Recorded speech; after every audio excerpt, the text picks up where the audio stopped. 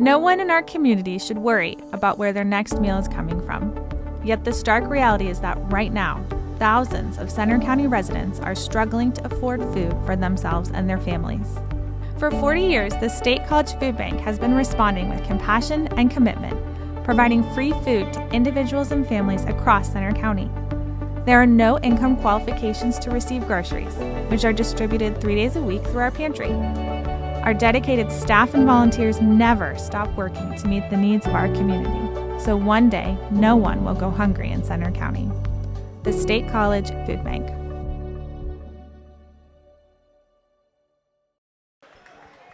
You're watching CNET, Centre County's Government and Educational Access Network. I'd like to call to order the January 22nd, 2024 regular board meeting of the State College Area School District Board of Directors. If everyone could please rise for the Pledge of Allegiance. I pledge allegiance to the flag of the United States of America, and to the republic for which it stands, one nation, under God, indivisible, with liberty and justice for all.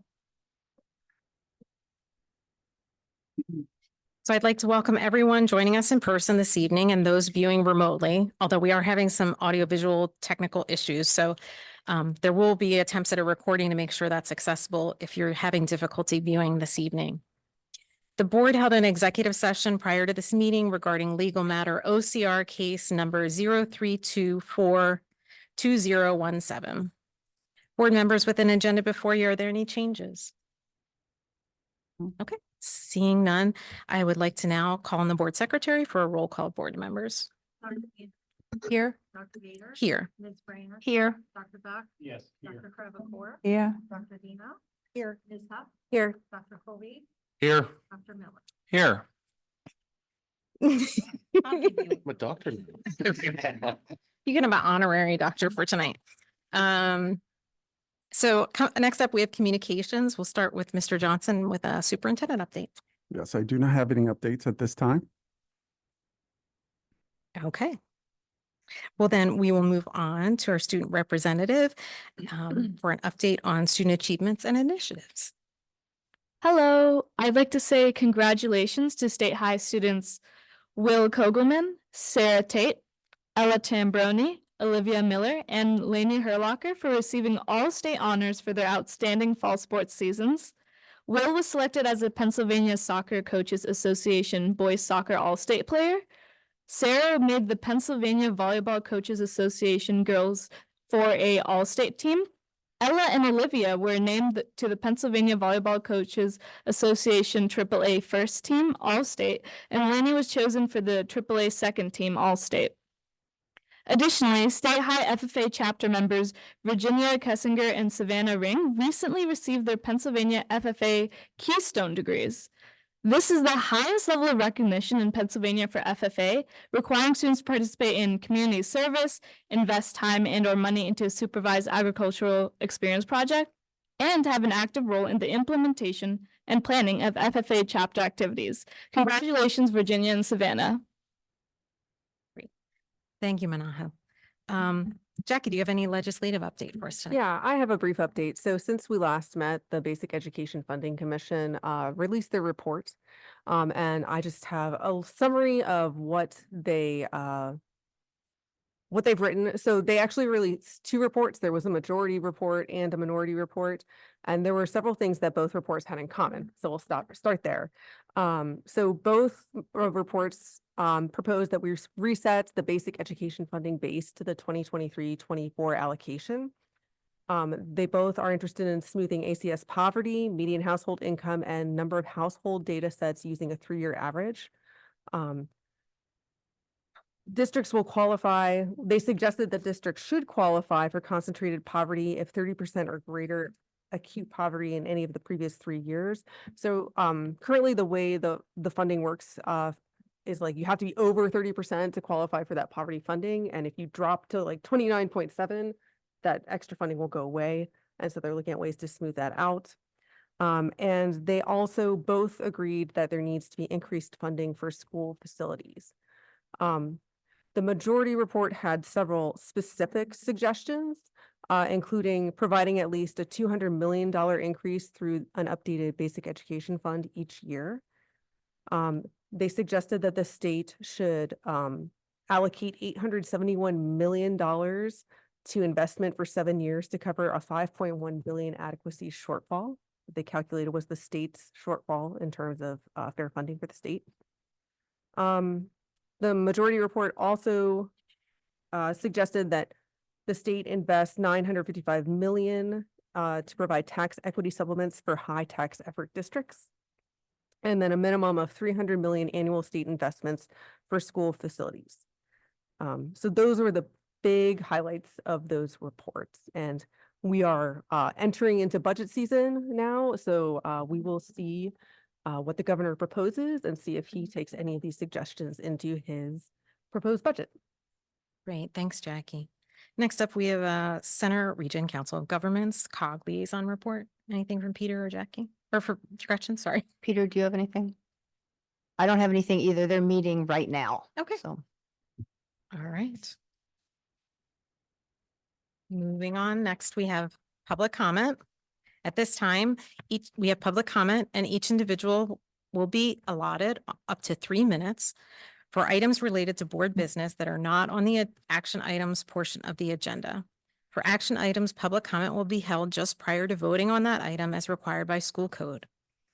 If additional time is necessary, the board may consider reopening public comment after board business is completed or during the next meeting.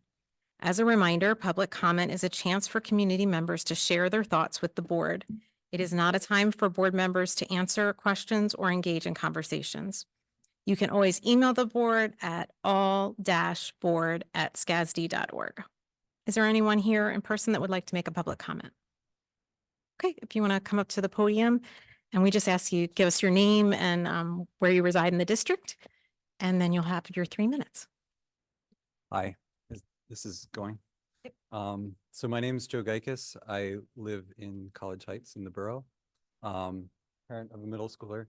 I've been interested in wildlife conservation for a long time. Lots of the topics related to conservation dealt with out in the forest, out in the grassland, out in the wild areas. But recently I've been learning about bird window collision issues. And since I work on Penn State campus, I've been close to a lot of buildings and found, helped to organize an effort that's found more than 500 bird window collisions in the past few years on campus. This is not particular to the university. It affects our homes and buildings we work in, schools, etc. So I just want to encourage the board to consider this emerging issue of wildlife safety when it comes to retrofitting old buildings, as well as any new expansions and building projects. If this could be considered, it would be valuable to me and others who care, like even my dear son, Henry Geikis. I can vouch for bird safe windows, as if some kinds of birds go into decline, that could affect our environment on campus in Pennsylvania in ways that I'm sure we do not want. I worked with my father for many times, and we have collected many bird specimens that have unfortunately crashed with windows. And I think bird safe windows would be great for us, because even though this building is pretty good, building is pretty big, but in the grand scheme of things, it wouldn't affect all that much as if this bird safe windows, if this had bird safe windows.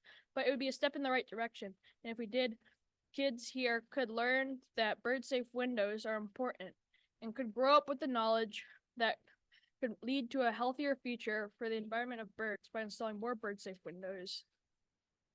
Back to you. Thanks. That's all from me. Great, thanks for your comments.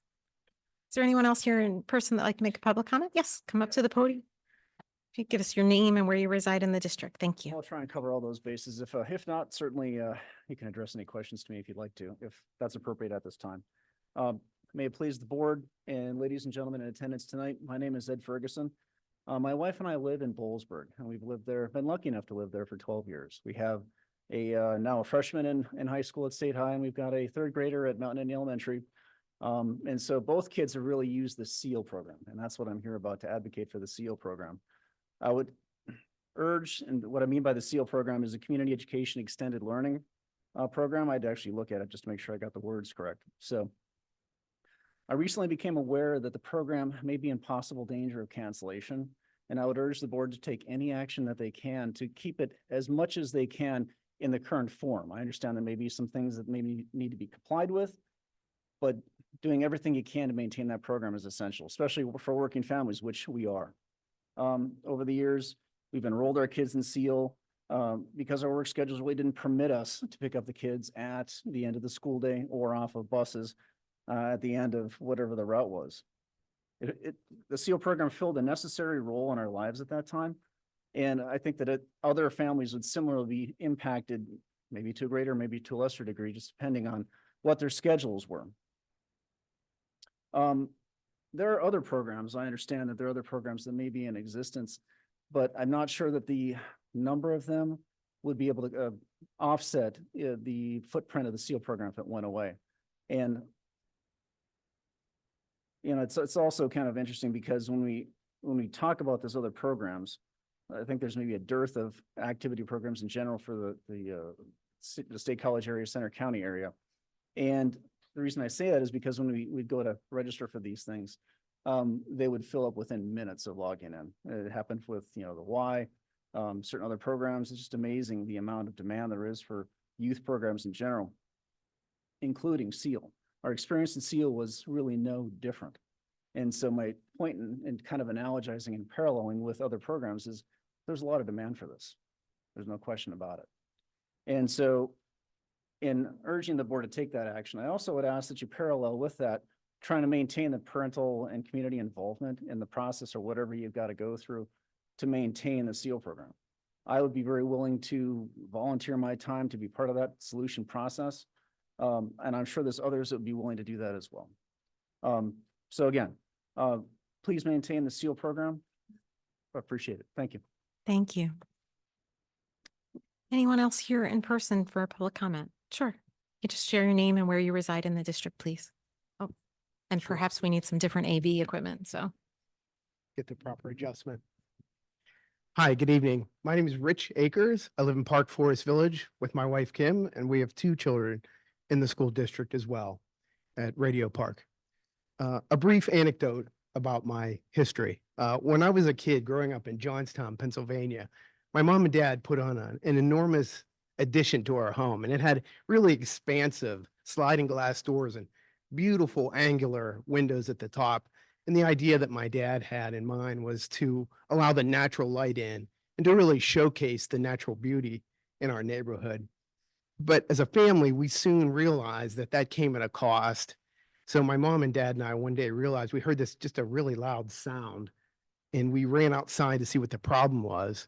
And as Joe had mentioned, this is about birds. So there we saw a bird that had hit the window. It just wasn't able to detect the beautiful glass that we had installed in this new project. And over time, we saw many more collisions that occurred. In some instances, some of the birds even perished. So I think this is an important issue, and I'm here to ask for the school district to consider bird-safe construction practices and principles in future construction projects. I think we all have a debt to pay to birds in terms of their place in the ecology. Soon, wood warblers will be coming through in April and May, and they help to control insect populations, and they're the mark of a robust and healthy ecology. So it's just my hope that, some of these efforts have been taken on campus at Penn State. I'm a graduate student there and an employee at Penn State, and I just hope that the school district could consider doing the same. Thank you very much for your time. Thank you for your comments. Sure, come up to the podium. If you can share your name and where you reside in the district. I am short. Can you hear me okay? Yeah. Hi, my name is Jessica McKeon, and I live in the State College borough. I am the parent of a first grader at Easterly Parkway Elementary. This evening, I am here to speak in support of the SEAL program and keeping this program in-house. I remember being an overwhelmed parent last year, sending my child off to school for the very first time and being comforted knowing that he would have a safe after-school program and didn't even have to leave his building. I had a similar comfort this summer when my husband and I were deciding what summer camps to enroll our son in since we are both full-time working parents. Our son, without missing a beat, enthusiastically said, "I want to do summer SEAL." He was so excited that he could continue seeing several of the SEAL team members that he had throughout the school year, and honestly, so were we. I have several reasons why I believe the SEAL program should remain an in-house program, but the main and most important reason is that SEAL supervisors are dedicated full-time SCASD employees and are part of our school's communities. They get to know the students, employees, and parents, as well as understand the school's culture in a way that a third-party provider could not. Our site director and the SEAL team members at our school have gotten to know each student as an individual and often know when my son is having an off day before we even do. The other thing that I appreciate now more than ever is that I know who my son is going to be with. We have only been in SEAL for 2 years, but during our short time with the program, our SEALs team has remained virtually unchanged, which speaks volumes to the program and the environment it creates, not only for the children, but for the staff. We also have a child in daycare and have unfortunately seen a lot of turnover and difficulty hiring their replacements. I fear a third-party provider would have similar difficulties in hiring and retaining staff, especially if they're all part-time positions. I do have some experience working with third-party providers outside of school and have often seen what they're selling doesn't quite match the quality of services they actually provide. With SEAL staff members being SCASD employees, I believe they're held to the same high standards that all employees of the district are held to. It's unfortunate that we haven't been given the formal opportunity to have a say in this decision, considering how big of an impact this can have on our children. I hope you consider what I've said this evening, and I encourage other families to speak up in support of this program. Thank you. Thank you. Do we have anyone else in person? Yes. I am also short. Hi, my name is Heather Baruch Buter. I live in State College Borough. My daughter is in first grade at Coral Street Elementary and has been attending SEAL at Easterly Parkway since she began school in the district last year. To say the SEAL program is a wonderful experience for our family is an understatement. I am here tonight to speak in support of keeping the program run by SCASD and not outsourced to a third-party entity. It is obvious that the SEAL program is a huge help to families, especially those with adults who work full-time in or out of the home. To have a place where our children can learn, grow, have fun, and make friends is invaluable, and to lose that would be a huge blow to the high standards for which SCASD is known. When families buy houses in this district, they do so in large part because of the quality of SCASD, and losing an after-school program that is so closely connected with the school district would diminish the appeal of living here. The communication and resources that connect SCASD and SEAL are essential to what our children get out of the program. Outsourcing to a third party would greatly impact the quality of programming, dedication of staff, and desirability for attendance. Thea Park and the SEAL staff at Easterly are amazing. They work to know each kid by name as well as develop and foster connections with them, so the children feel comfortable and supported during their time there. I can't quantify how many times I have been waiting at pickup and have heard staff speak specifically and fondly about the kids with whom they work every day. These high school and college students and full-time staff members make our children feel valued. I doubt staff from a third party would commit to forging such bonds with these kids. SEAL is an extension of the school day, and to have it run by those within and familiar with the district is a benefit we can't underestimate. The programming run by SEAL taps into kids' interests, hobbies, and strengths. Classes, special events, and activities help our children round out their school day and make them feel valued in their community. It is more important than ever to create safe and secure spaces for young children to spend time in when they aren't in school.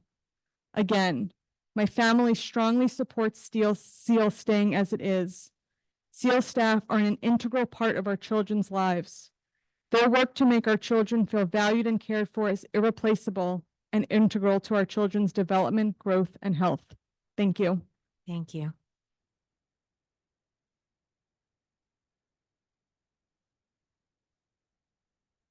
Hi, My name is Teresa Tarvis. I live in Ferguson Township. My daughter is a second grader at Ferguson Township Elementary, and I'm also here to talk about in support of the SEAL program and keeping the program in-house.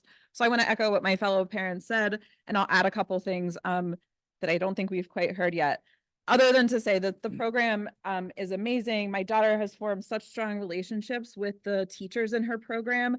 Morgan Lee is our coordinator, and she has been there since day one, as well as all of the other providers that have allowed my daughter to establish these relationships and have a continuity of care that I worry that she wouldn't get if the program was outsourced. My daughter regularly asks us not to pick her up until the last possible minute from SEAL because she wants to stay. So if that's not a testament to what the program is, I'm not sure what is. She started daycare at Hort Woods, and when she started there, that was run by a third party from Penn State, and we saw firsthand the differences in continuity of care, teacher retention, the problems that it caused with lack of benefits to the teachers, and sort of the lack of support that they had because the program was run by a third party and not being run in-house through Penn State. Since we have been at Hort Woods, that has now changed because parents came and spoke out and said, please put this back in-house so that we can maintain these relationships, have teacher retention, and ensure that the teachers are supported in what they're doing for our kids, which is so, so important. I also think that if you outsource something, as one of the other parents mentioned, they might be selling you something that they're not actually going to deliver. And they're going to raise their prices every year. And so there's going to be this constant battle of trying to make sure we can keep costs low and possibly have to rebid that third party service out over and over again. Whereas if it remains in-house, we don't have that high teacher turnover. We have employees of the district who are more likely to stay, and there's not constant onboarding and hiring for employees outside of the school. I also think that it's really important to maintain the program in-house because the students see those teachers all day and they see them as people that they that are supportive of them. I know that that's really important for my daughter. My son will be entering kindergarten in 2025, and we hope that the program is still run in-house by the school district so that he can also get the benefits of SEAL. Thank you. Thank you. Hey.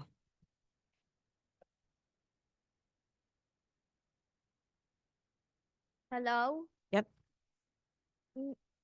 I am Ignacio Broussard. I am here to speak about the window strikes. I go to Dittany Middle School, and my little brother goes to Mount Dittany Elementary. Since they are expanding it, they should add new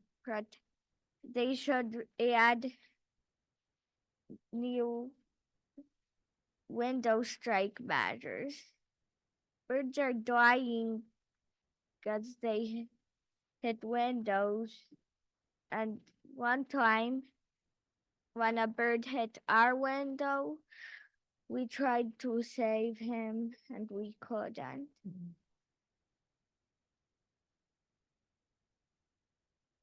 They are very deadly and are often a serious concern as 1 billion birds are dying yearly in the United States, even though it is completely avoidable. They tend not to see the windows, and they think the reflection off of them is just a continuation of what's behind them, so they fly and then hit the windows. We could use stickers against the windows like we did. We can use bird-safe glass, or we could put cords across the windows to help, which have been used effectively. We never had a bird strike again after we added the stickers. And since you are building the new additions, it's easier to build the features in than to retrofit them.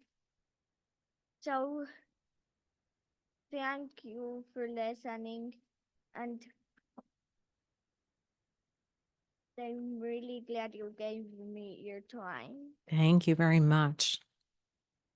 I appreciate your comments. Hi, I'm Santiago Broussard, a fifth grader from Mount Detalia.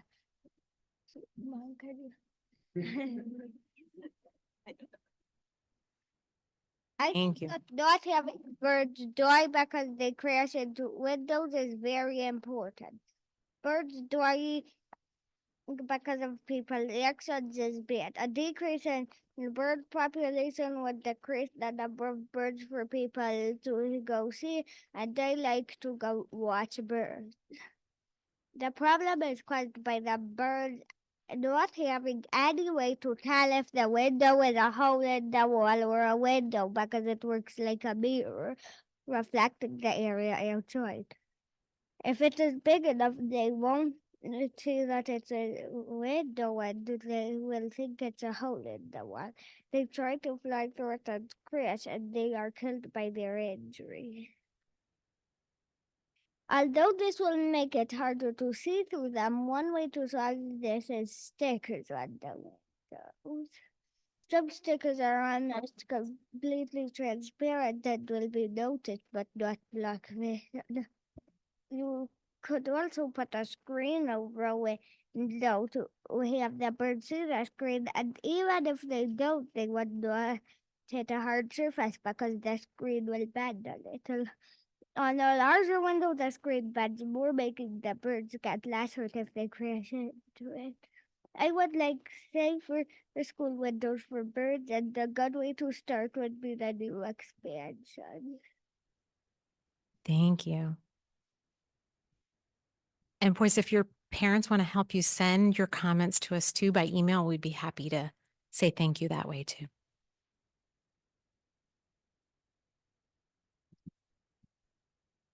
Good evening, Board of Directors. How are you doing tonight? Regarding of the topic of new construction to expand both Mount Nittany Elementary School and Park Forest Middle School, I want to suggest that the district consider options that can make the buildings safer for birds.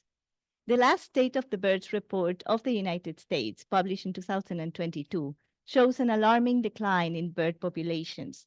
This report lists the United States at the 8th country in the world for greatest number of threatened species, and the risk of extinction is increasing rapidly for many of them. Birds are an integral part of healthy ecosystems. They not only disperse seeds, but also eat a large amount of insects, contributing to the agricultural health of the region. We know from many past examples that when birds are eliminated from the picture, crops and people do suffer. It is estimated that 1 billion birds die per year in the United States alone from window strikes. 1 billion preventable deaths. Birds cannot interpret glass the way we do, and they see the windows as a safe space to fly through. It is a common misconception that large buildings and skyscrapers are the culprits, but with low buildings comprising the majority in a populated area, buildings 1 to 3 stories are responsible for over 40% of these deaths. Buildings like our schools. Leadership in Energy and Environmental Design, LEED, recently added a bird collision deterrence category to their guidelines. Our schools strive to be LEED certified, and this could be a great addition. When bird safety features are considered in the planning stages of a project, it is always cheaper than retrofitting existing construction. We have the unique opportunity to do the right thing for the environment and generations of students to come by considering solutions to this problem. We can be a model of stewardship for our population and other districts. Of all the threats that birds face in Pennsylvania and in the world, window strikes is one of the major ones. Fortunately, it does not require a huge effort to coordinate different stakeholders and economic interests, but instead, it requires a solution that is achievable to all of us here. It just takes the right mentality and the willingness to make things better for the right reasons. Conservation is not only about the birds, it is about all of us. It is about setting the example that we care about the environment. We should use these expansions as an opportunity for our children to learn in school that we can do things in a way that is compatible with other species. Thank you. Thank you. That's okay. Yeah, anyone else in public or in person for a public comment? Excuse me.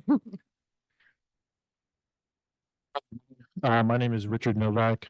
I live in Benner Township and I do not have any students in the district. I'm a endangered species biologist with the U.S. Fish and Wildlife Service. A lot of people don't know our agency has a presence here, but we're located in Boalsburg. Primarily, we work with endangered species that are federally listed in Pennsylvania, but we also work with migratory birds. So I'm here also to talk in support of birds. You may have seen over the past few years, our agency has been in partnership with the State College Bird Club and State College Borough on education and outreach. Primarily, the issues of bird strikes with windows and the disorienting effects of lighting on birds during their migratory period, but also trying to spread popular support for bird conservation and letting people know the value of birds in our community. So first of all, I'd like to invite, the school board to be part of that initiative. And I think I'll follow up with an email about some ways you might like to get involved. Secondly, I'm also here to talk in support of any ongoing or future development projects in the school district. As was stated earlier, there's an opportunity to put some bird safe glass and window treatment methods on those additions, which are really affordable. A lot of those methods are less than $1, like pennies on the dollar per square foot. They're highly effective at reducing bird strikes, oftentimes to 100% reduction of mortality to birds. The bird collision issue, kind of as mentioned earlier, is the second leading cause of bird mortality and bird declines across the United States. 600 to 900 million or more birds are lost every year to this issue. And it may seem small because at your house, maybe 1 or 2 birds hits a year, but on a cumulative scale across the country, there's a lot of buildings, and particularly low-rise buildings are impactful to birds. So we have a direct conservation benefit that putting bird safe methods on or ongoing projects that the school district would be. We have the opportunity to provide a little bit of education to the students in the district that small actions they can take and have a global impact on conservation.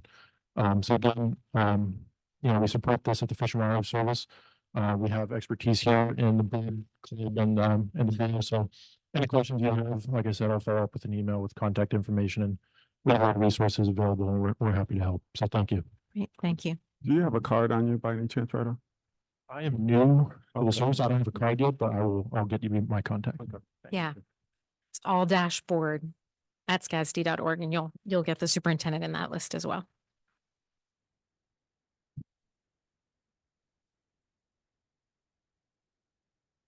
Good evening, everyone. My name is Amber Wewell. I live in Boalsburg, and I have two children who are students at Mount Nittany Elementary. I'm also I'm advocating for the use of bird-friendly glass and other wildlife-friendly practices in current and ongoing construction projects in the district. I'm also a wildlife biologist. I've been studying birds and other wildlife for nearly 20 years. I work primarily as a population biologist, so this means that I study the individual factors that influence populations of wildlife. And when you study these things, you often are studying factors that are really, really hard to understand, or things that are just really huge and that you can't really have much impact on because they take such systemic or institutional change. And this topic of using bird-friendly glass is not one of these examples. It's something that's really well understood. Like Joe and Henry explained, you just go out and you count the birds that are lying there dead that have collided with glass and windows. And there have also been a lot of great groups studying for years how we can create bird-safe glass and other practices, other treatments that we can use on windows to prevent nearly all of these collisions from happening. So, you know, in this time of so much environmental turmoil, there are a lot of hard things that we can't feel good about and that we can't do a lot about. But this is an example of something that we can pretty easily do something about. And like the others stated, you know, with our children, we lead by example. So this is one way that we can show them that this is a thing that we're doing in our school district buildings to take action. So thank you for your time and your consideration. Thanks very much. Sure, come on up.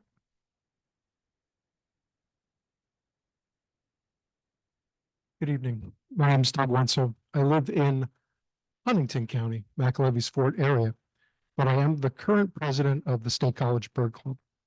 And the State College Bird Club has been a club since 1941.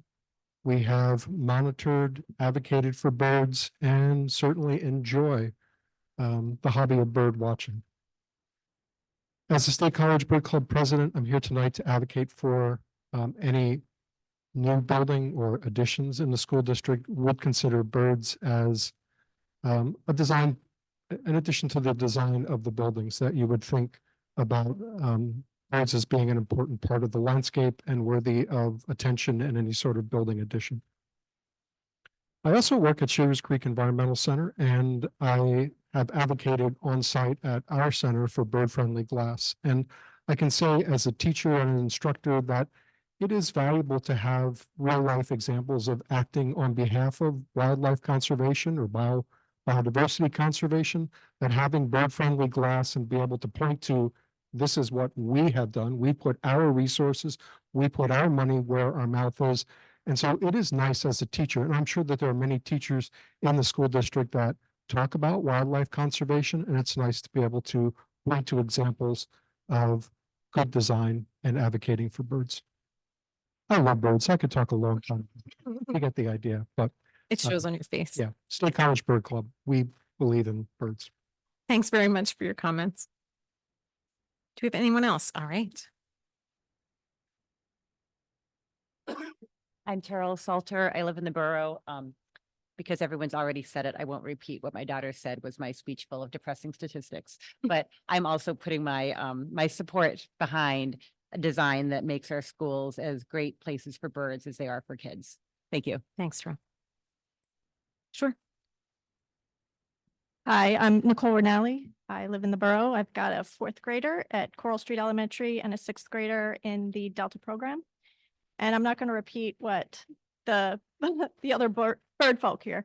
I'm not going to repeat what the other bird people and my colleague Richard has said. I'm just going to point out that I chose this school district when we were searching for jobs. We lived in Florida. We chose this school district because of how highly ranked they were.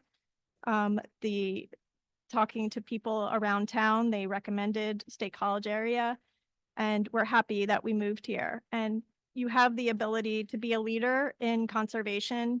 One area that you can show leadership is through retrofitting these glasses and also preparing the future glass, either as it was pointed out, you can put stickers up, you can put paracord up, which is very cheap.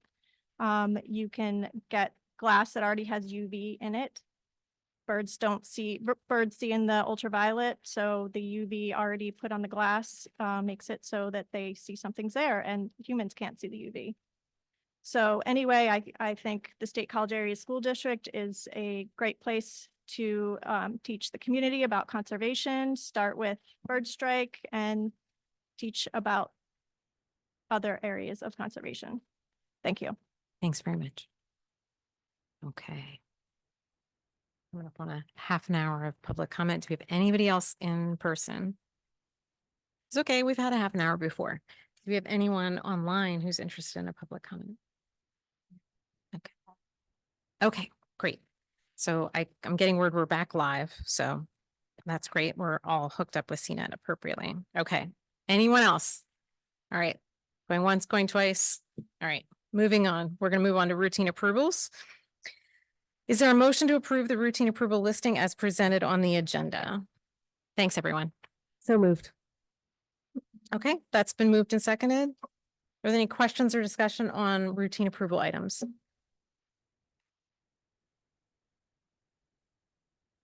All right, seeing none, any public comment on routine approval? Okay, then we can have a roll call. Yes. Yes. Yes. Dr. Buck? Yes. Dr. Trevor? Yes. Dr. Dino? Yes. Ms. Pop? Yes. Mr. Colby? Yes. Dr. Miller? Yes. Okay, those items have passed. We'll now address action items, starting with agenda item 6A is a motion to approve amendment to the 2022-2027 contract with Randy Brown, Finance and Operations Officer. This is shown in attachment 6A. So moved. Second. Okay, that's been moved and seconded. Any questions or discussion on this item from board members? Seems like some people really, really support this. Is there any public comment on this item? Okay, we'll have a roll call vote, please. Dr. Vader? Yes. Ms. Brand? Yes. Dr. Buck? Yes. Dr. Trevor? Yes. Dr. Dino? Yes. Ms. Pop? Yes. Mr. Colby? Yes. Dr. Miller? Yes. Yes. Okay, that item is passed.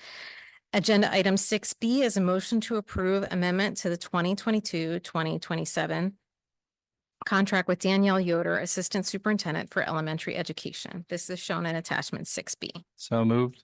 Second. Okay, that's been moved and seconded. Any questions or discussion? Seeing none, any public comment?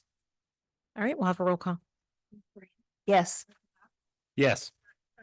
Yes. Dr. Dino? Yes. Ms. Pop? Yes. Mr. Colby? Yes. Yes. Yes. Yes. Okay, that item is passed. Agenda item 6C is a motion to approve an engagement with Baker Tilly in pursuit of federal renewable energy tax credit as part of the Inflation Reduction Act of 2022. This is shown in attachment 6C. So moved. Okay, Second. that's been moved and seconded. Are there any questions or discussion on this item? Oh. Peter. Go ahead. Go ahead. Carly? The question I had, well, it was actually a question. When I looked at the price tag of them doing this, not to exceed $10,000, I thought that was a lot. But I wanted to find out what would we get in exchange for that, because if we're gonna pay this kind of money. So, basically, I just want to share with the community that the federal renew energy tax credit, you could get at least 30% back. And even if it was a grant that you had gotten, you still could get 30%, 30 to 40%. So in reading that, I think it's definitely a good investment. And this is not mentioned when you read this. So I think that this is why I wanted to alert the community to this. Yeah, and so to your point, I'm getting notification that Mr. Brown is actually online and would like to, I think, add to yours. Is that okay? Or do you want to go? Yeah, I'll wait for Okay, Mr. Brown to speak. So and then I'll say something. we'll let Randy share some other information as well. Thank you. I just wanted to explain that this is what could be the first of two contracts that we engage with Baker Tilly. This first is just exploratory to understand if our projects are eligible for that type of funding. And then, as you said, Dr. Trevor, we could be eligible for up to 30% funding reimbursement. And so there would be additional work that Baker Tilly would complete on our behalf related to all of the necessary IRS forms and also in relationship to our financial statements. So we're very excited about this opportunity, and this is probably step one of two in this process. Thanks, Randy.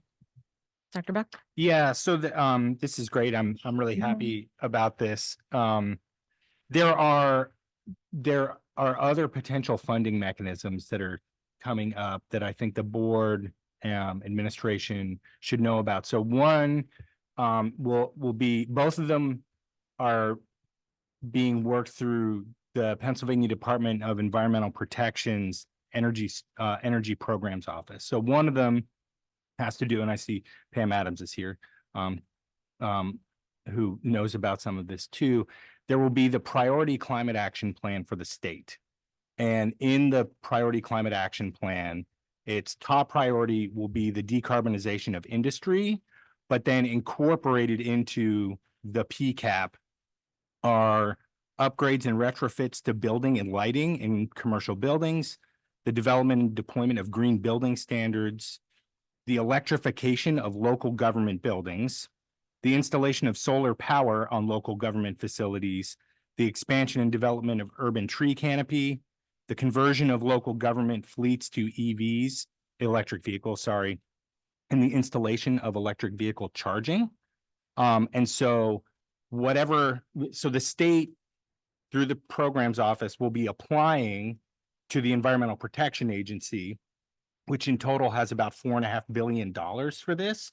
So presumably a few hundred million will come back to the state, be distributed primarily to industry, but then smaller amounts will be available to local governments for these kinds of actions. The second is the Solar for All program, where there are Pennsylvania will be applying for, I think, $250 million under the Solar for All program. Most of that will be focused on, I believe, homeowners and primarily in disadvantaged areas, but there will be some portion of it available to organizations and institutions as well. So I see that this is focused on the IRA as such for the tax credit, which is a pretty constrained scope of work. And so maybe not for this contract, but looking ahead, I think that there's going to be more money available. And so I don't know if we do that with Baker Tilly or if that goes with Crabtree or however that works, but I think that we don't want to miss out on that. Thanks, that's helpful. I know Crabtree helped a lot with the DEC, I always get it wrong, DCED. Yeah. Those grants that we got on some of those solar on the elementary buildings. So I know they have some understanding of some of those things. So that's a good question. And yeah, I concur with the statements that are made. I think that it's been written a lot about in the press, how complicated it is to get the full amount of funding returned from the Inflation Reduction Act. I think it serves a lot of great purposes, but it's apparently pretty complex and pretty difficult to make sure that you get the maximum amount returned that you possibly can. So it makes a lot of sense to make this small investment to working with Baker Tilly to take advantage of all those opportunities, I think, as well. Any other questions or comments from board members? Any public comment on this item? Okay, you can have a roll call vote. Dr. Beth? Yes. Dr. Trevor? Yes. Ms. Pop? Yes. Mr. Colby? Yes. Dr. Miller? Yes. Yes. Yes. Yes. Okay, that item is passed. Agenda item 6D is a motion to approve an agreement with Dr. Shirley Wolka for psychology services. This is shown in attachment 6D. Have a motion? So moved. Second. Okay, that's been moved and seconded. Any questions or discussion on this item? I do. Yeah, Carly? Yes, so previous contracts that we've had, that we've reviewed, and when they give a cost estimate, like this one does, it says like 15,000, and I think last time something like that came up, we were questioning, how did this amount come up? How did they determine it? And I was pleased to see in this agreement that in the compensation, it was well broken down. And so I really appreciate the way this contract was written. And I would like to see other contract be written in the same way so that we're not questioning how this money was, reached. Sure. So thank you for that. Yeah, and this is some additional supplemental psychology services and support for when we have staff out ill or other reasons. Yeah, Dr. Anderson. I think maybe you just answered my question, which is at the last meeting, we had an amendment to an agreement with Ignite. And it was basically for the exact same thing. Very similar, yeah. So we're just saying that what we contracted with, like, they don't have the capacity to do everything we need either. So we have multiple providers. For Yeah, more than one option, yeah. That's fine. Thanks. And I think we've had a previous relationship with this individual as well, just like we have with Ignite. That was the impression. I just couldn't find the previous contract. Yeah. So thanks. Yep. Any other questions? Any public comment on this item? We'll have a roll call, please. Dr. Trevor? Yes. Dr. Dino? Yes. Ms. Pop? Yes. Mr. Colby? Yes. Dr. Miller? Yes. Anderson? Yes. Yes. Yes. Yes. Okay, that item is passed. Agenda item 6E is a motion to approve policy 317.1 educator misconduct as shown in attachment 6E. So moved. Okay, Second. so I have a motion and a second. Any questions or discussion on this item? We're going to go through several policies that have come through a couple times for multiple reads. So just for the public's edification, we may not have a lot of discussion, but we have at previous meetings discussed these pretty in depth. Anything on this particular one this evening? Miss Seth? Oh, those are always good to know. So, under definition, there's a one E that has nothing in it. There's a one E that's blank. So if we, I don't know why that bothers me so much. I'll stop talking about it now. I think that we can easily. Thank you. Yeah, excellent. All fixed. Any other questions or concerns? Okay, do we have any public comment on this item?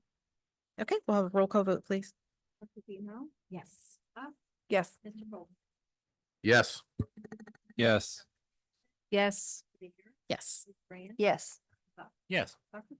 Yes. All right, that item is passed. Agenda item 6F is a motion to approve policy 318 attendance and tardiness. This is shown in attachment 6F. So, So a motion. moved. Okay, second? Do we have a second? Second. I can't second it. Any questions or discussion on this policy? All right, any public comment? We'll have a roll call, please. Yes. Yes. Yes. Yes. Yes. Yes. Yes. Yes. All right, that item is passed. Agenda item 6G is a motion to approve policy 319 outside activities as shown on attachment 6G. So moved. Second. Okay, that's been moved and seconded. Questions or discussion on this policy? Bless you. Any public comment on this item? We'll have a roll call. Mr. Colby. Yes. Yes. Yes. Yes. Yes. Yes. Yes. Yes. Yes. All right, that item is passed. Agenda item 6H is a motion to approve policy 340 responsibility for student welfare as shown in attachment 6H. So moved. Second. Okay, moved and seconded. Questions or discussion? Any public comment? We'll have a roll call. Yes. Yes. Yes. Yes. Yes. Yes. Yes. Yes. Yes. Okay, that item is passed. We're about ready to move on to information reports. We had a lot of public comment and then there's a big chunk of information. Just gonna ask board members, are you all good or do you need a break? We're good. You need a break? I'm good. Okay, we're gonna take a 4-minute break. We have 4 minutes and then we'll re-adjourn. You're watching CNET, Center County's Government and Educational Access Network.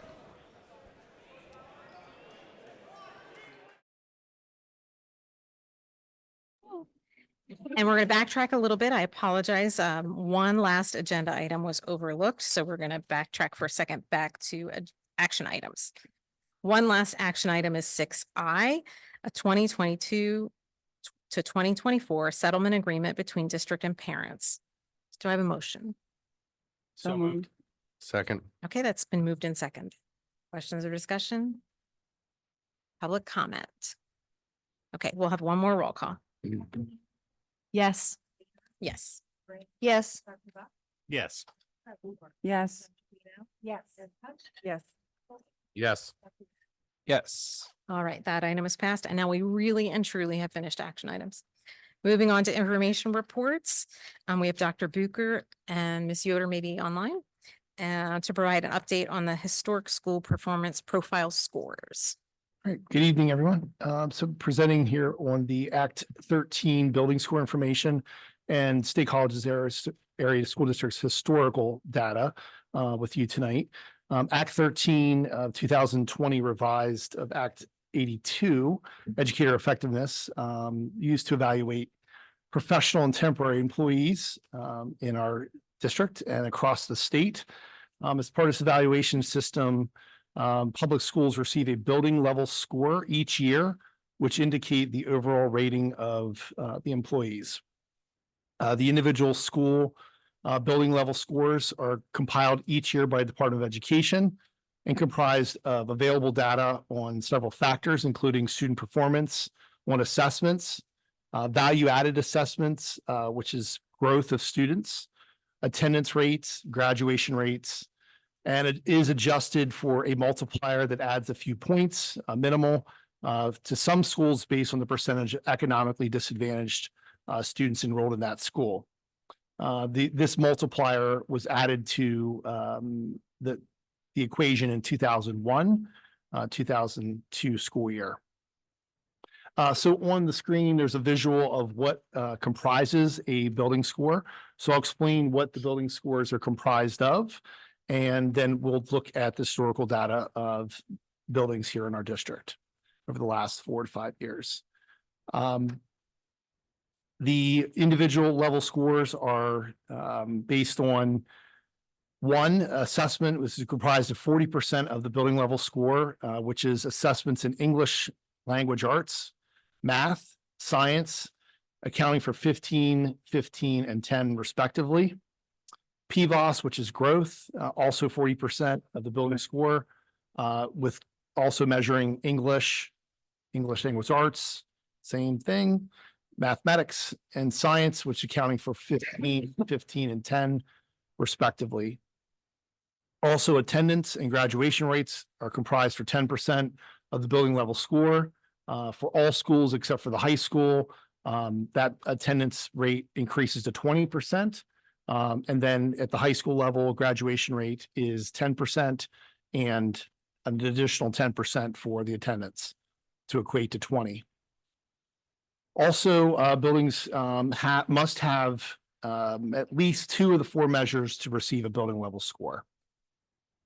So that graphic there demonstrates how that breaks down to 100 points, 100-point score. And I will show you a summary of the larger. Yeah. There, and you have this as well. So just looking at the green highlights, really outlining the highest score that any one of our schools, our 8 elementaries, 2 middle school, and a high school that they may have had since 2016-17 school year. 19-20, there is no data, there's not collected. And then, as mentioned before, the 2021-2022 school year is when the challenge multiplier was added to the equation.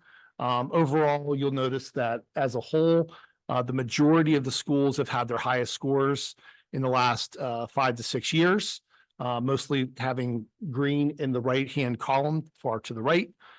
Some other schools have some other similar scores in prior years. So that is some of the key things there. A common question is, how much does the challenge multiplier influence? It is minimal. A few points is what we're told from PDE. So it's not a game changer, but it does assist in helping some schools with higher levels of economically disadvantaged students in the schools. Any questions? I do. Looking at the overall scores though, did we see what led to some of these scores? Was it increased graduation rates, attendance, or are we able to disaggregate it like that? So you would be able to break down each score by school year to see where they fell. So yes, I can't tell you at this point for the different schools what made the difference. But I would say that the majority to answer it succinctly would likely be PVOS growth, the growth measurement of kids growing as predicted in the models. Because in the high school, the 2022, that went down. Could we attribute that to decreased growth or? High school was attendance rate, and there's a delayed, I think we described this about a month ago, there was a delay in the algebra testing and how it was delayed and banked. So that was one of the 2 main factors at the high school level. The high school did go down, but just briefly this year, they still have the highest score in the district, although they did decrease. Okay, so all of these numbers, basically, we looked at to see exactly what the numbers indicate. more or less, and it's, most of it is the growth, except for the It high school. is carrying the majority of the growth, yes. I can't speak for elementary, but at the secondary, I know that a bit better. Okay, thank you.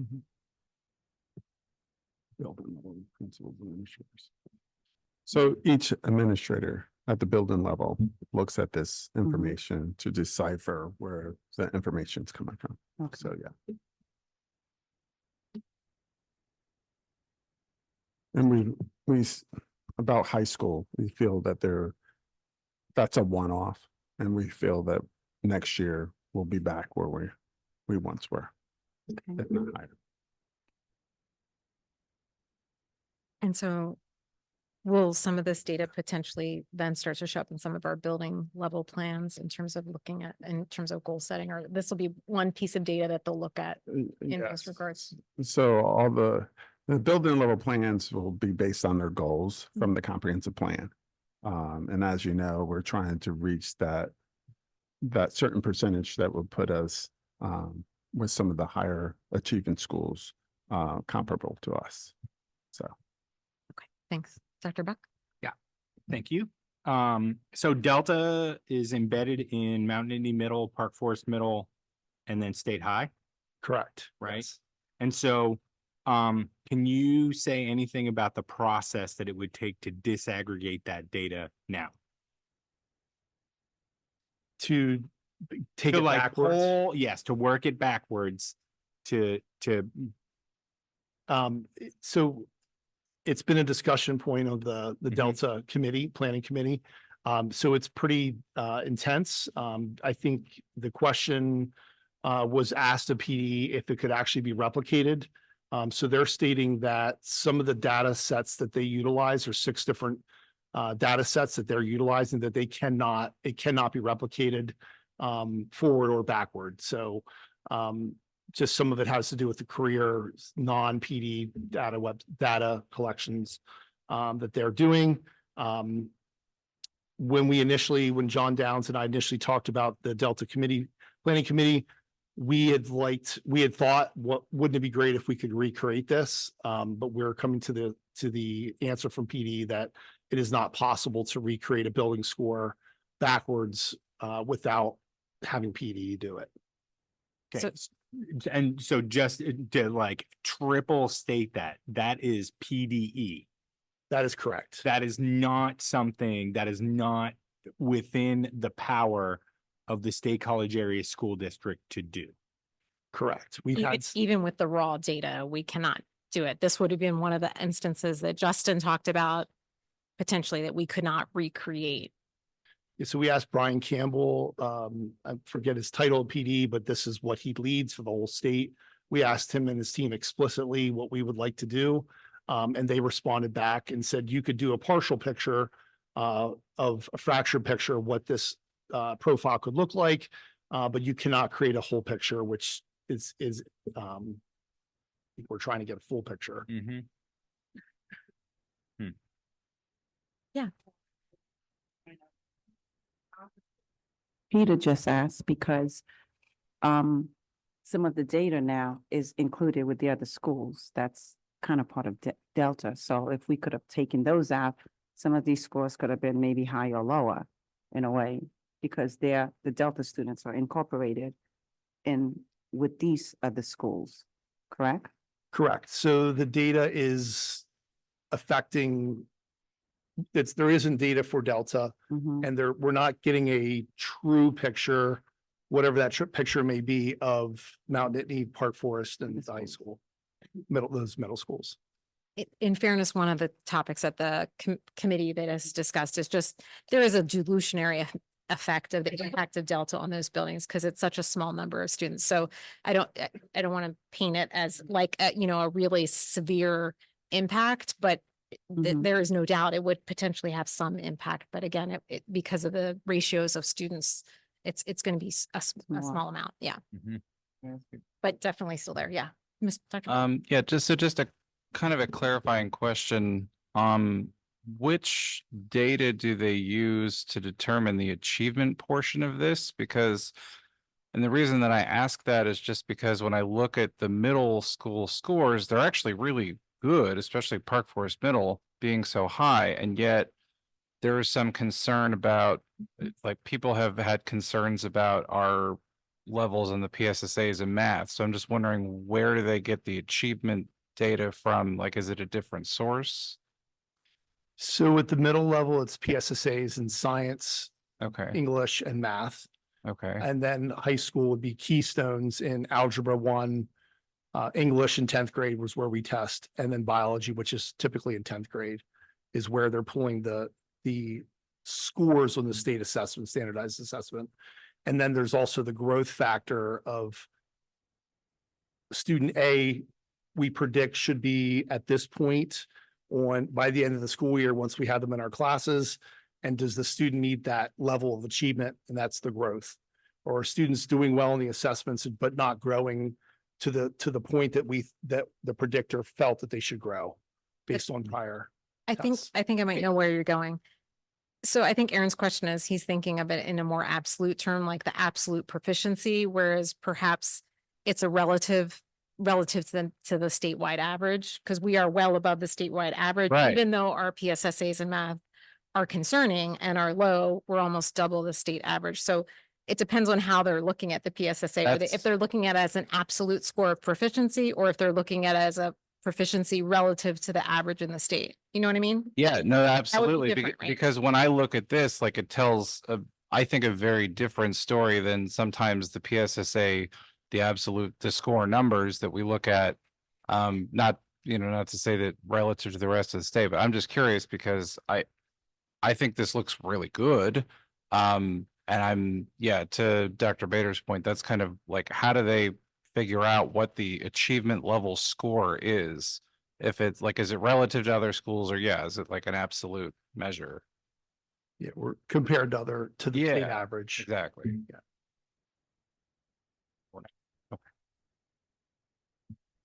I'm asking you, do you know if that's which one they use, or? So they're comparing our scores to how we compare to the state average. Yeah, okay. And then this factors in the percentage breakdown on the sheet for a 100-point scale of 40 points for PBOT for growth, 40 points for achievement, and then graduation rates and attendance. Okay. Yeah, that would make sense. Okay. Other questions? Okay. Thanks. It's helpful. All right, moving on, we're going to have Mr. Brown and Mr. Fisher are with us to provide an update on the Mount Ninny Elementary Addition project.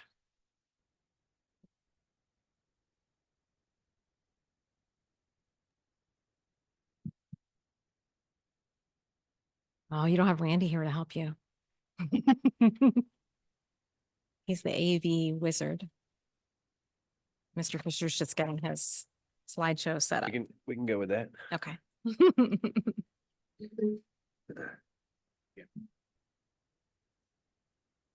Okay, so we have, we also have Badia from Crabtree on the line. So we have some 3D renderings for you for the Mount Ninny Hill expansion. And I'm gonna, John, are you on? I am. Hello, everyone. So I'm gonna flip through the slides. I'm gonna let John take the wheel on this. So John, we're on the page 2, the first rendering. Oh, it's not a screen share. I got you, Mike. Give me 1 second. Yeah, we have it up here. Okay, so what I think what we want to discuss tonight, or at least showcase the renderings. Madison is also here joining us. It's been working on the project. Really, the focus is to ensure that we're maintaining the continuity of the architecture. So in these first 2 exterior slides, you'll see a lot of the same materials, building composition, and roof forms, again, to extend the continuity of the architecture. We very much are working towards trying to not make this feel or look like an addition. So you can see the use of the glulam wood structures to support the canopy, glass at the front entry, and certainly heard all the discussion about glazing that we will be following up with the admin team as well. When you go to the next slide, slightly different view. Again, just showing how the integration of the addition that maintains the character of the materials, the massing, and the roof forms. John, would sure. this be the second entrance on the back end? So- So this would be the potential secondary large entrance point. Right, so this would be the continuity piece between the addition and the old building. And on the side of our current soccer playing fields. So what we would envision is this entrance kind of at least after hours would become the more of the main entrance for people for extracurricular activities, and then have kind of direct access to both the all-purpose room and the cafeteria, and be able to kind of cordon off the rest of the school. Good question. Moving on, the third slide is a little bit of an aerial. We're still in that same vicinity, but again, we're now starting to show that academic wing project towards the back. And then again, you'll see the varying different roof forms, again, consistent with the rest of the architecture of the existing building. Again, maintaining height, massing, and so forth, so that it very much will have the same scale and fit in very nicely. Then I think we're on to a couple of interior shots. As Mike just pointed out, one of the primary spaces as you enter that lobby, you'll have direct access to the cafeteria. So for public use after hours, that's a great space to be located at that entrance point. Lots of visibility for transparency inside the building. You can see some sloping structure that what we've shown you on the exterior. You also see the interior of the roof structure sloping. We have some acoustical ceilings there. We're talking about perhaps more open, but in a cafeteria, we're always conscious of sound. So we'll continue to develop concepts with the admin team also that will help with the aesthetics of the interior of that space. Next slide is just a slightly different view. You're starting to capture part of the serving lines where kids will be queuing. And we're starting to think a little bit about furniture. You can start to see some of the loose furniture in that area. That's not indicative of all the furniture. We're just kind of doing test fits. And again, we'll use furniture for scale to give you an idea of it's quite a large space to house the student population for the cafeteria seating. And then the next shot shows you probably the view that you would see as you enter from the corridor. And now you're looking directly at the two serving lines that has the ability to open and close off. If you choose not to have any kind of service after hours, you can still occupy that space. And again, all the way through, you can see lots of daylight and again, visibility and transparency from within that space and also outward and in. And really the last shot gives you a perspective of inside looking back towards the addition. Again, we're trying to make a very seamless flow of the materials and the spaces as you transition from the existing building down that ramp that everyone's familiar with into and around the entrance point, that new lobby that we started with, and then direct access to the cafeteria. And then as you continue past, then you'll head into the other academic wing. So again, just wanted to show a little bit of the interior design as we're developing the floor plans that have previously been shared, thinking about materials, color selection, and so forth.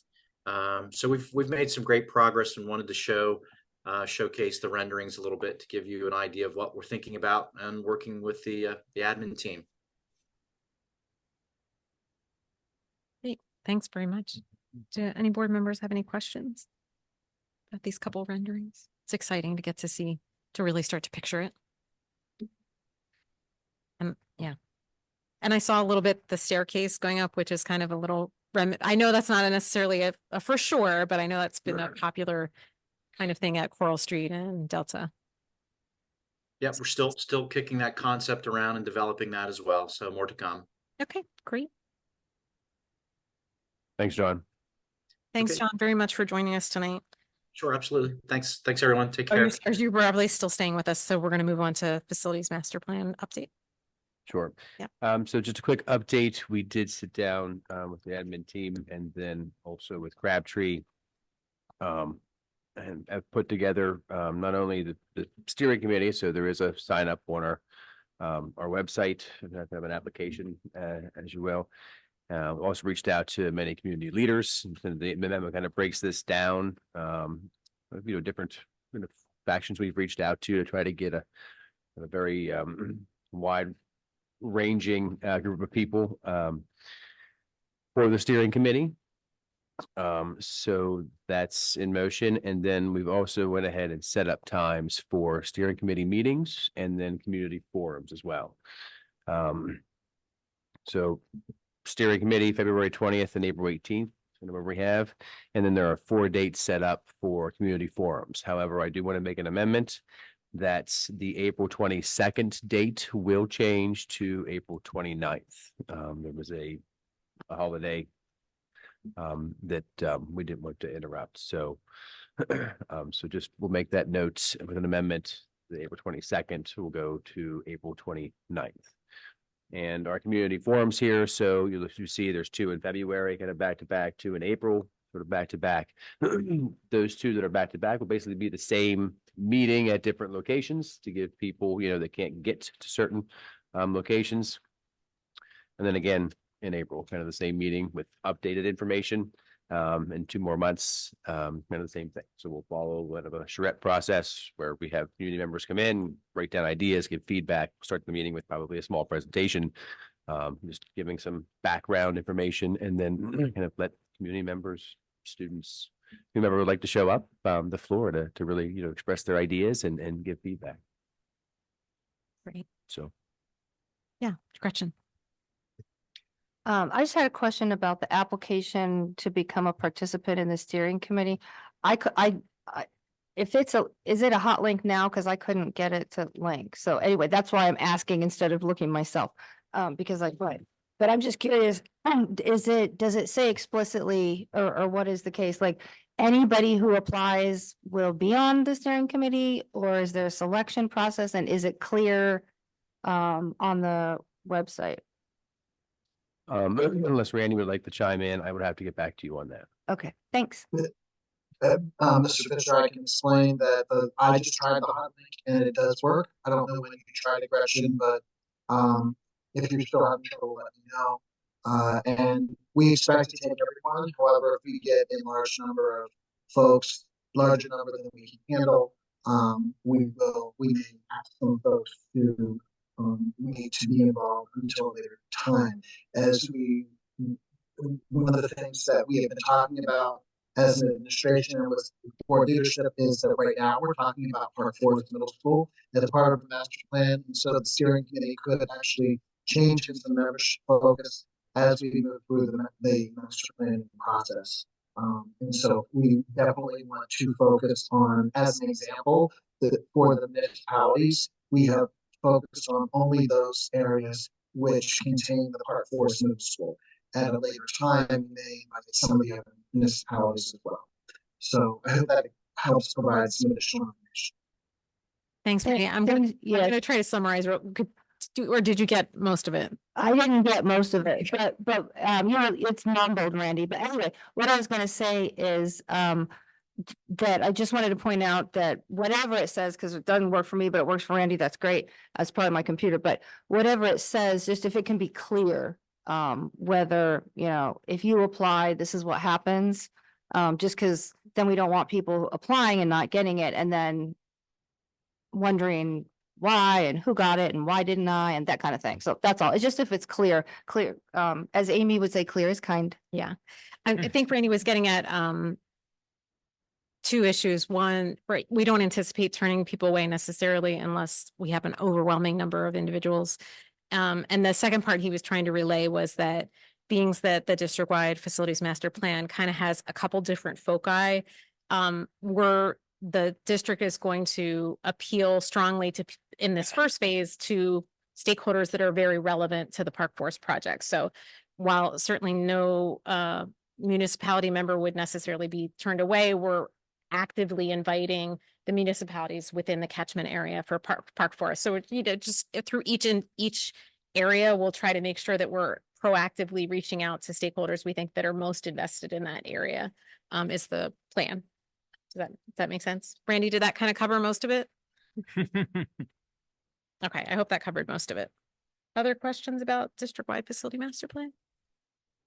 So to reiterate, when we go to do those community meetings, some of them will be the same exact meeting, just on different dates. And maybe we'll note that when we put it on the website, so it's kind of clear when people are picking when they're going to attend during each time period, so that we give people multiple options of when they might be able to come, both location and date. Okay, great. Thanks, Mike. So moving on, I think we'll go on to the power purchase agreement update. And I think we're going to have Pam Adams join us. Welcome back. Good to see you. Thank you. And Joe Viglone is going to help with the PowerPoint since Randy is not here physically. So while Joe gets that set up, in your packet was information sort of summarizing where we are and that we've received the 5 contracts, and you have the attachments of all the contracts. And then there is also a PowerPoint, and that has a lot of slides. I'm not going to go through all those because we do have a video and workshops that if you're interested in going into way more detail, you can do that. But I'm going to go through some of my favorite slides that I think are relevant to making sure everybody understands, including you that are here and also people that are listening. So the first step is just making sure everybody understands what this power purchase agreement is. Basically, there's 12 organizations. We're going to aggregate our electricity together. And we're able to do that because we live in a state that's enabled that retail choice market. So we're the buyers, and we are going to be working with a developer who's going to build a solar array. And that solar developer owns that solar installation and maintains it. And they've determined a price in order to pay for that. And that's how that rate is determined. So there's a set rate for 15 years, and our contract is what we're looking at with 2 5-year extensions. And in return, we get the electricity that comes from that. But when you have a renewable energy project, there's the electricity that comes from it, and then there is also the renewable energy credit called RECs. And that has a value, and it would almost double our rate. So the group as a whole decided to let the developer keep that. And then solar doesn't operate 24 hours a day, so we are still going to need to have the traditional utility, as well as each entity has chosen the amount of electricity they want to put in. School district, I believe you're around 80%. So there's still the need for your basic West Penn Power utility. So this process has been going on for quite some time. So many of you have been hearing about this, and I appreciate your patience, but it's a big project. It's different than what we've done before. And these are the different milestones that we've gone through, and we are near the finish line, which is why I'm here now, to make sure everybody understands where we are. We've got new members, and we're trying to explain that in a simple way. With the contracts for the power purchase agreement, there are 2 structures to it, if you want to say. There's the solar developer, which is with Prospect 14, and that will be the 15-year contract with 2 5-year extensions if we want. As I said, each entity is defining a certain amount of their electricity that will go in and ask for that electricity. The PPA is a fixed rate, so we're setting our electricity rate for 15 years for a certain amount. There is a 1.5% escalator, as well as settlement costs that can add variability of plus or minus 5% annually. That settlement is very complicated and detailed oriented for the solar electricity market, but it basically is because solar is performs better in the summer than it does in the winter. Longer days, shorter days, doesn't perform at night. So there's buying and selling that goes on the market every hour And so that's some of that settlement variability. The other structure is a retailer who we will have a contract with Direct Energy. And that contract is for 5 years. So every 5 years, we'll be renegotiating that and rebidding it. And they will manage the solar distribution. All that work that goes behind there is done by the retailer. We pay them for that service, and they'll also manage that other percentage that's needed with our utility. So if you look at that PPA structure. If you go back 1 second, but also.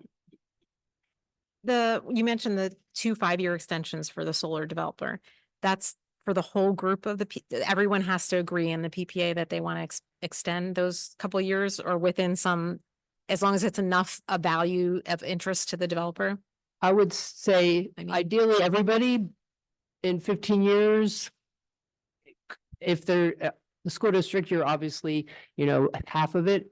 They might be happy to have just you if you decide to. So I don't know if it has to be a one and all. I don't think any of us know, there's always I wasn't sure if it opportunity. was set in concrete or there's, variability. Okay, I will look into that as far as that specific question. great. Sorry to interrupt. Thanks. All right, so we go back to that structure. You can see like we have a contract with the solar developer. They are going to own and maintain that solar installation, and they're keeping the RECs. We will work with the retailer, and they will take care of getting that rate to us, as well as the electricity from the standpoint of the business office. The electricity comes in and the bills come in and everything works. And that's what the retailer does.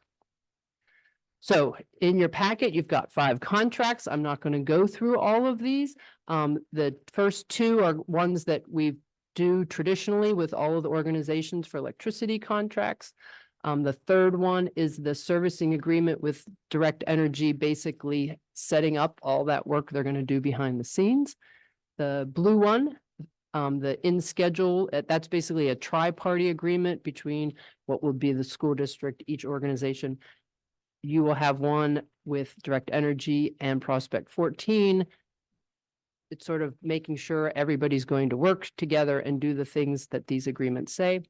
The last one, that PPA master, that's the longest one, if you had a chance to look through any of them. And that's with Prospect 14, laying everything out and making sure that we are at low risk. And they obviously also want to be at low risk for the project to be successful for the 15 years.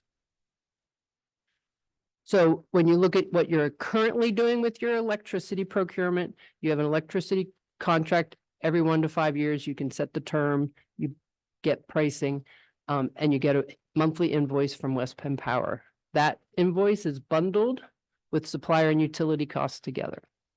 In the future, you're going to get a fixed rate for electricity for 15 years.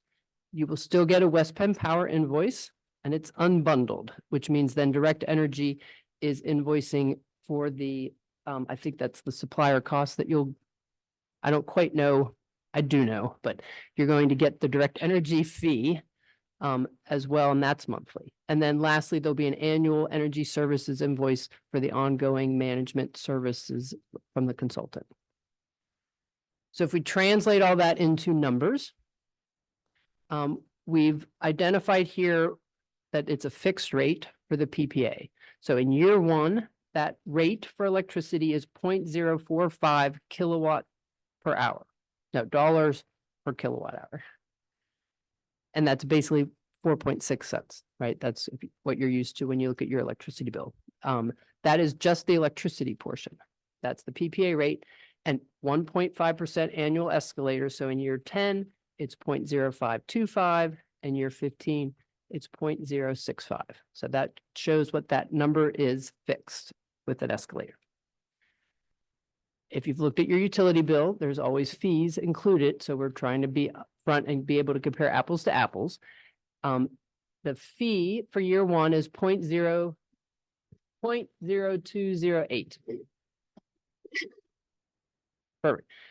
And that fee, 84% of it is a fee that we pay whether you're doing the PPA or not, and that includes the grid pass-through and the retail adder. So those fees you have today and you'll have with the PPA.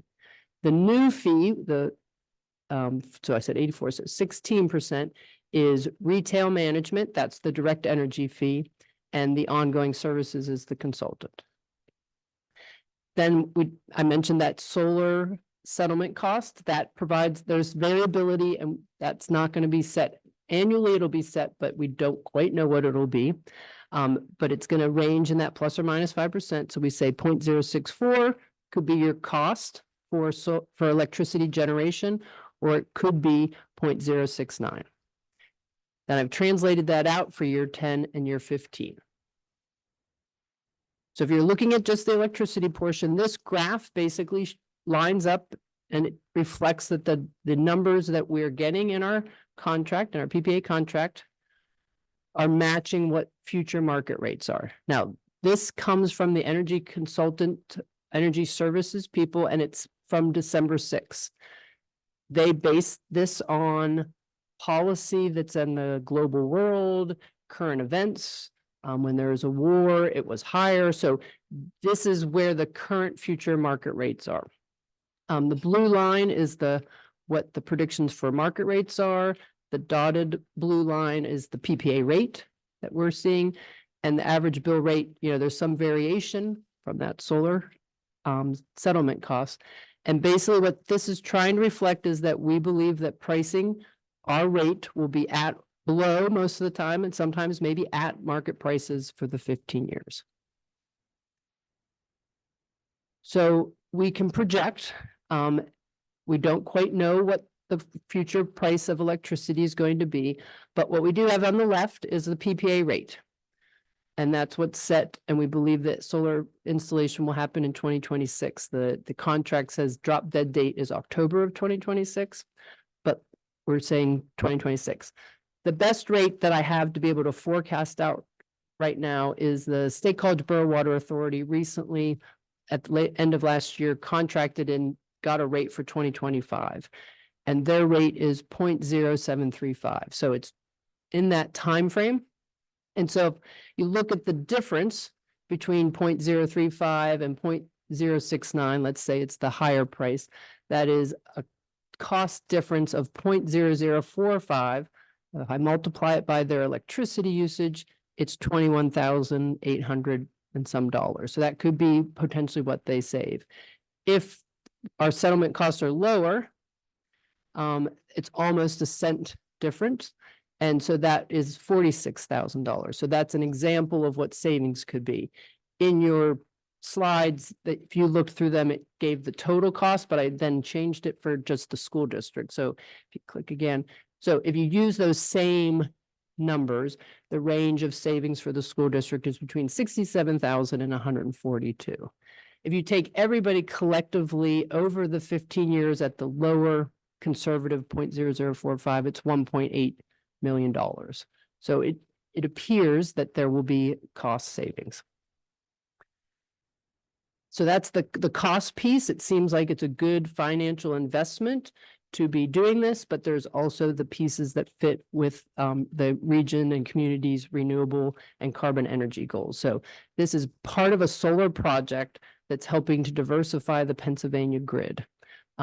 It will be it proceeds, and again, this solar developer is planning to do this. We could be the buyers or the users of it. So it's a local project. It's 22 megawatt solar array in Center County. It will provide 82% of the total electricity used by all 12 members if you collectively take everybody together. And so that is about the equivalent of removing 1,600 metric tons carbon dioxide equivalent emissions from the Pennsylvania grid. And again, since we're not buying the renewable energy credits, it's not our solar that we're getting, but Pennsylvania is benefiting from it, right? We're helping diversify the Pennsylvania grid. And that, when you look at emissions, what does that really mean? It's the equivalent of 3,823 homes electricity for 1 year. So the next steps, since you're meeting tonight, you got to get the contracts ahead of time, and we have shared them with all of the member organizations. But this Wednesday, we'll have a working group meeting, and really the consultant will go through the documents in more detail. And then the working group should be referring them out to get questions and comments from all of the organizations. Basically, the month of February is a time for questions and answers, and we'll have two meetings, February 14th and February 28th, to try to gather all those. The benefit of having 12 organizations is that everybody will be seeing and asking maybe different questions, and we'll share that information out so that everybody is learning from each other. And then that goal at the end of the February, that February 28th meeting, is that we will review and then forward the documents for that final approval from boards and councils. And March, that month, hopefully everybody will approve them. And then in April, the contracts will be signed and awarded. And then I mentioned at the beginning, the PowerPoint that you got was the whole detailed one. We are having workshops for new and interested working group members to attend. We've got 2 here, and we'll send out that link if people want to register. That'd be great, just so we know you're coming, but you're welcome. On Tuesday, January 30th, over the lunch hour, and then the Wednesday, February 7th, after the end of the day, from 5 to 6, we'll have some snacks. And then if you can't make that, you can watch the video, or if you want to do both, watch the video. The workshop will be a lot more, obviously, question and answers. The video is just going through the slides, and the link is there, and we'll share that with you also. And I'll try to answer questions if you have any. If not, record them and start sharing back out the answers once we learn. Pam, will the workshops just be in person solely? Yep, Just so workshops it's are clear. just in person. Yep, makes sense. Dan, did you have a question? Yeah, so I have two. So is there anything in the agreement, obviously I'll read through them a little bit more in depth, but that would prevent us from also doing some of our own solar projects? Yep, you can do your own solar projects, and definitely hope that you still will be. Your contract you're committing to is for a certain amount of electricity, and so it's 80%. So you have 20% that you can do your own solar projects, and it's very likely that your electricity could be increasing in the future if you look at electric. The second, just say we get to that March timeframe and there's one of the organizations that does not approve it. How does that affect us and our overall? Does it affect us at all? It's gonna depend on the size, and so you guys are the big ones. There's a couple big ones. I'll have to say it depends at this point. Yeah. But bridge we cross if we come to it, right? yes, Okay. it would really, the bigger organizations, the bigger the problem could be. Because it would allow potentially the developer to go back and want to renegotiate something. Okay. But I haven't heard that that's a concern. I'm not hearing that right now. I just had a quick question. You mentioned the rec a couple times, and that the developer themselves are keeping the rec, and that has some influence on the rate that we get. Is that correct? Yeah, so the electricity market, the developer kept the recs and offered us a rate of 4.6 cents. Right? Mm-hmm. And I'm gonna go back and say, let's talk in megawatts, because it's easier for me to talk about this in megawatts. It's $45.9 per megawatt hour is what our rate is. Recs currently have a value of 30-ish. They were a year ago more closer to 40. So that would have meant our rate would have been 80 cents. So collectively, not everybody has clean energy goals. It was decided that the developer will keep those. And those are Pennsylvania compliance recs. So the utilities have to meet certain requirements, and that's why it creates this value. So we don't need Pennsylvania recs. So the COG, State College Borough, there's other, Ferguson Township, we have clean energy goals. We can buy recs for 4 cents versus $31 and be able to include on our greenhouse gas emissions inventory that we are using renewable energy. So there's no risk of recs like disappearing at some point. Like I don't understand the energy market myself. So that's, I'm just like, does somebody pull that out and suddenly the rate, our rate doesn't change, but. Our rate doesn't change. The developer obviously is hoping the recs price is going to go up. Like they're assuming the risk essentially. Correct. Or- They're holding on to those recs. They currently have value. Different states have, like they were, like I said, at 40. If Pennsylvania would renew some of its legislation for renewable energy, it's likely that those will go up. So it's a market. And California, the rates are way higher, but ours are $31. But in Ohio, there's no rec. Okay, but they're, all right. Yeah, So but they're a real thing. That's what I'm, yeah. It's a real- Yeah. I'm like, what does this mean? Yeah. Right, and Okay. for homeowners that have solar, they can also do something with the rec. Oh, The- okay. Yeah, There's so a- like we have panels and we get so many recs based on how much energy Mm. we generate, but it's like not a physical entity, a rec, it's just a concept. So I can't do anything with a rec. It doesn't have any real value to me as a homeowner, but I can sell it to West Penn, so because they have to have so many credits to the state. So instead of them building solar, they buy credits from other people who have built solar, like a homeowner. Okay. So instead of West Penn having to generate their own renewable, they just buy other people's credits to meet their requirements. Is that a good?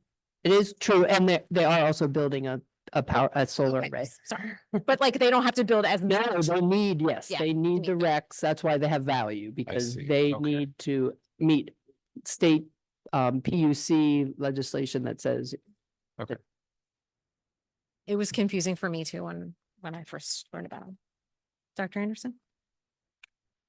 You probably said this earlier in the presentation, but for people that don't know, a REC is a renewable energy credit. So it's just an acronym. My question though has to do with the contracts, which I did start to read in detail, and then I went to skimming because I knew we'd have time. And to be clear, right, like we are not experts in energy contracts. I didn't get on the school board to spend a lot of time reading energy contracts. And we spent a lot of money on legal help to read the energy contracts. Doesn't mean I'm not going to read them.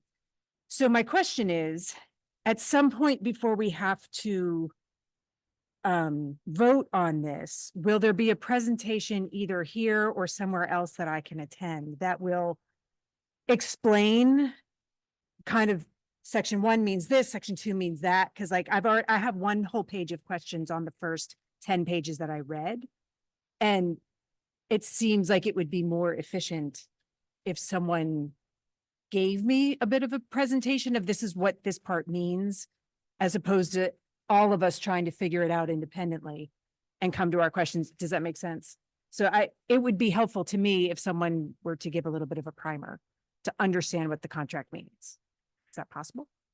Even if it's not here, if you offered it for the group and then I could attend or something. That's just a thought.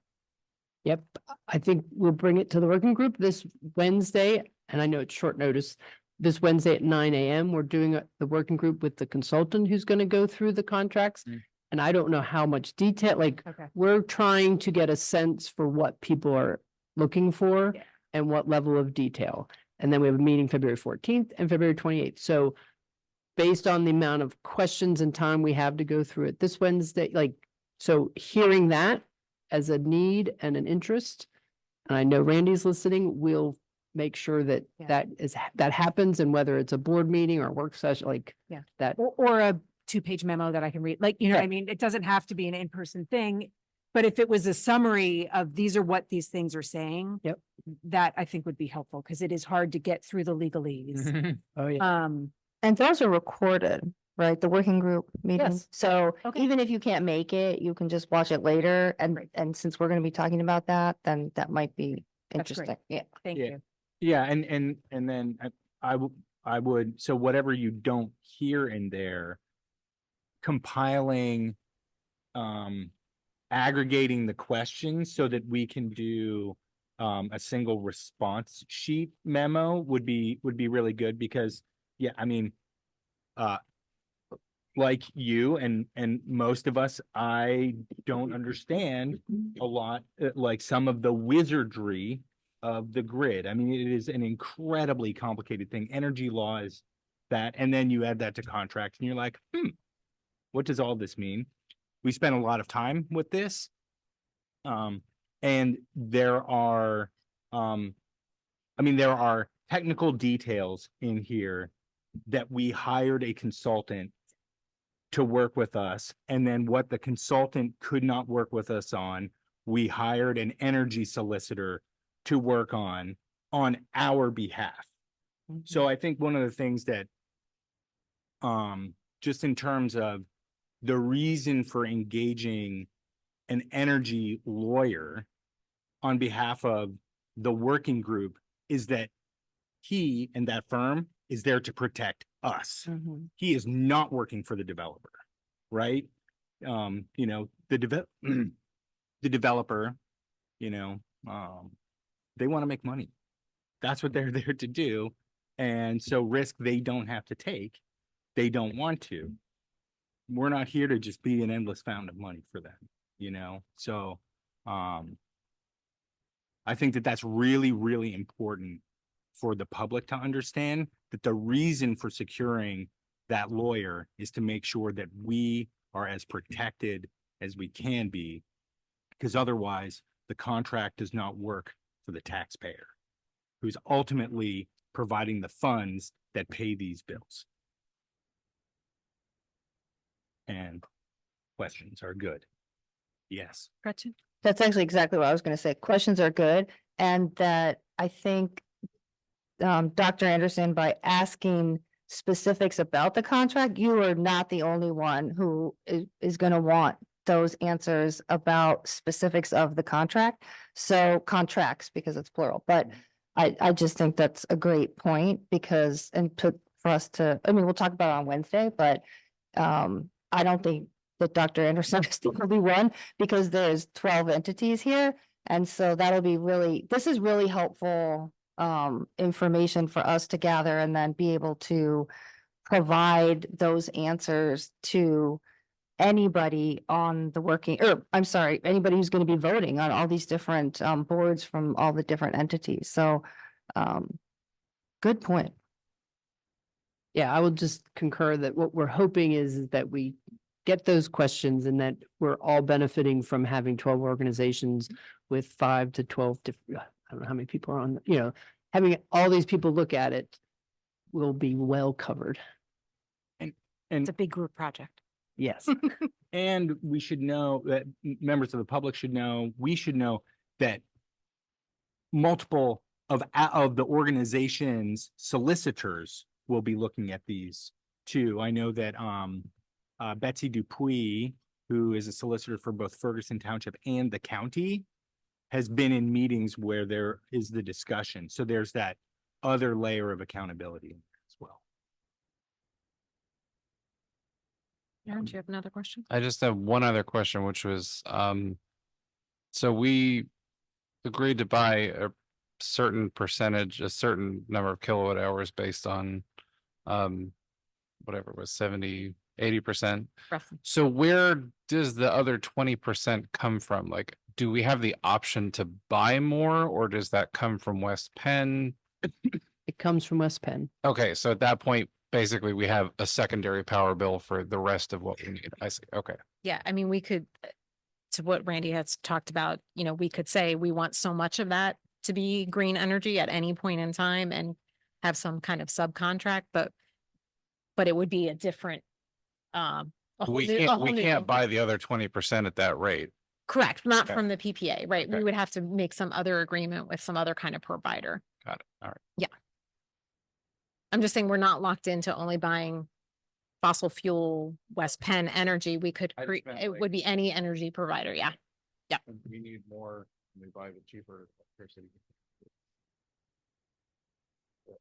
Right, because they're building the array to make the amount that everybody's asking for. So there theoretically is not going to be an excess to ask for extra. It's like there's only 1 gallon of ice cream. That's all that you get. And I'm going.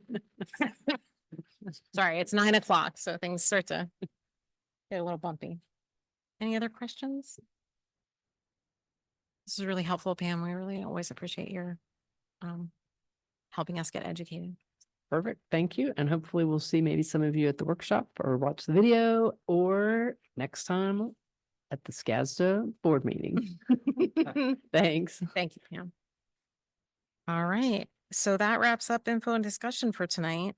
We're gonna have some brief board reports, or well, they don't have to be brief, but board reports. We're gonna start with update from the Central Intermediate Unit. Is that Ann? So following, a board authorization, the administration applied for a redevelopment assistance capital program grant to seek funds for the renovation of the North Sixth Street building. So everyone keep your fingers crossed for that. And then there is some bittersweet news that Karen Kreis, who is the Director of Preschool Early Intervention, announced that she will be retiring. Okay, thanks. Next is the SCASD Education Foundation. That's me. We had a meeting. It was just pretty much a routine meeting. We went over some information about Maroon and Gray, talked a little bit about EITC funds, various fundraisers, talked a little bit about the Student Opportunity Fund grants that are given to teachers, and a little bit about the timing of those and keeping track of that.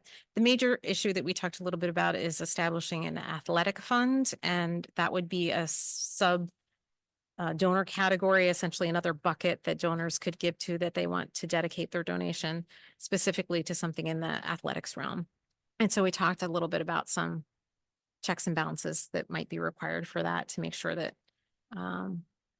we'll try to keep an eye on equity issues and that we're following up, just kind of how it sorts out from year to year. So that's something they're going to be talking further about, but isn't completed as of yet. Next we have CTC. Anything, Carleen? Okay.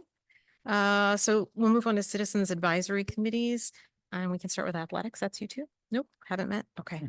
Facilities, I think just met recently. Gretchen, Peter, you weren't able to be there? I was not. Okay, I was there. And basically Mike Fisher went over some of the information we had received ourselves at the last meeting. So just talked a little bit more with some CAC members about the updates on the district-wide facility master plan and the Mount Nittany plan. There's also a nice discussion about recruiting more CAC members. So if anybody happens to be watching, we're eager to have more participation in any of our CACs, but particularly with these projects in finance and facilities. So if anyone's interested, please reach out and we'll give you some more information about what that entails. So next up we have finance, Deb or Aaron. I don't know if you've met since the last. Yeah, we met. It was basically a recap of all the things that we've talked about at board meetings or the finance portion of the committee of the whole meetings since the last time the CAC had met. So I would say there was nothing new that hasn't been discussed at this table in this venue, but it was bringing that group up to speed. Sure.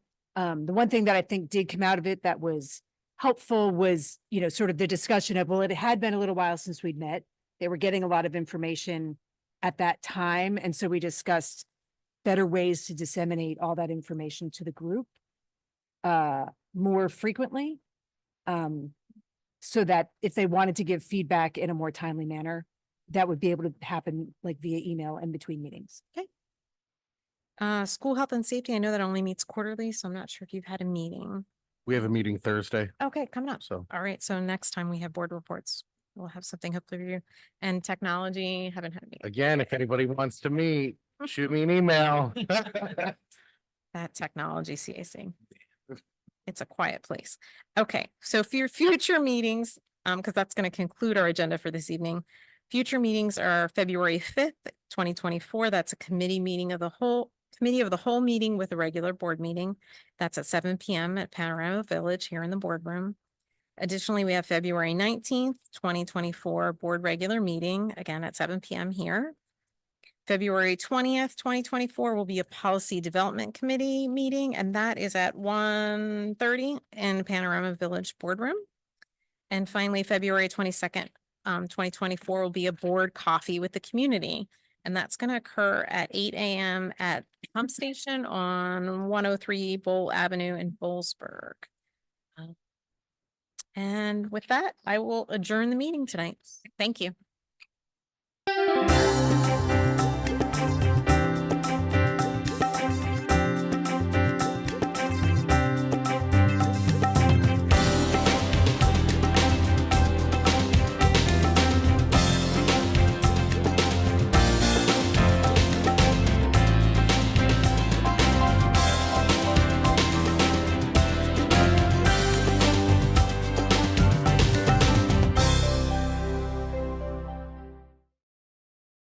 You're watching CNET, Center County's Government and Educational Access Network.